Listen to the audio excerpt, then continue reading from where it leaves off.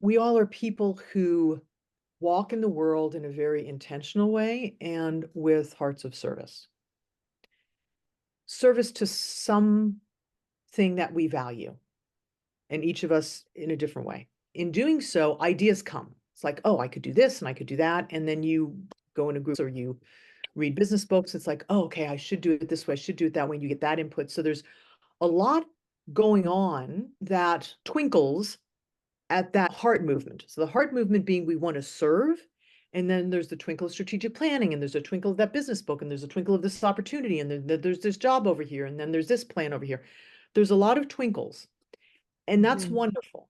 What I have found is the art, and in my opinion, the wisest way to move forward is to return here.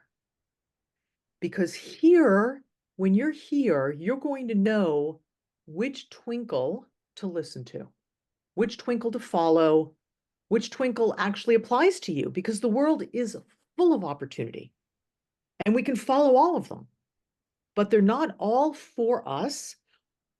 And they're not all for us long term. Sometimes there's a start. You don't know why that ended. And you also don't know what your contribution was before it ended. My belief and it's become my conviction is that when something doesn't work out for us, it is literally to take care of us. Whereby we sit here and we think, oh my God, that hasn't happened. I was planning, I needed the money, I needed the contacts, I needed that for the furthering of my education or my business, whatever it is. And sometimes my experience, often down the road, I recognize, say, wow, if that had worked out, I wouldn't be where I am, or that wouldn't have happened, right? But we can't see that at the moment. So that means coming back and trusting this, having this be your anchor. And that's why when we started this entire process, the very first exercise, what's important to you? Because that literally drives everything. It drives everything.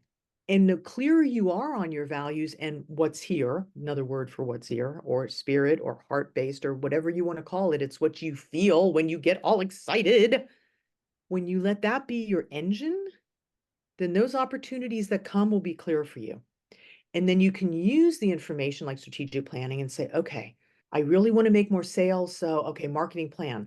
She's telling me that's the next step. Okay, I'll do that because it feels like it's congruent with this.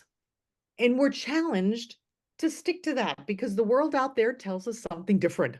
It's like, just do 1, 2, 3 and you're done. Well, how can 1, 2, 3 work for 7 billion people, folks? Right? We can have 1, 2, 3 best practices, but still we got 7 billion variations of that. So you can trust that if it's calling to you, it's calling to you from spirit, and you can trust that. And the mind, people call it ego, I call it the intellectual tool, is just a tool. You go in your workshop, there's a hammer. The hammer is not something to fear. It's not in the dark. It's not something you have to conquer. It's a hammer. And when you need to put a nail in the wall, you use the hammer. If you need to saw a piece of wood, you don't use the hammer. You use the saw. And the intellect is the same way, but in the colonized world, we have come to glorify and idolize the intellect. It's just a tool.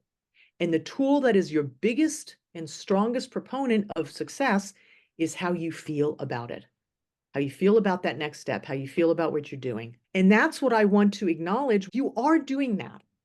And it might feel like, yeah, but I didn't do strategy number 3, step number 7. Okay, let's go back to that then. It's the balance, right? We are spiritual beings, but we are in this 3D experience. There's still that. So as long as we are in the body, we need to do the physical stuff too.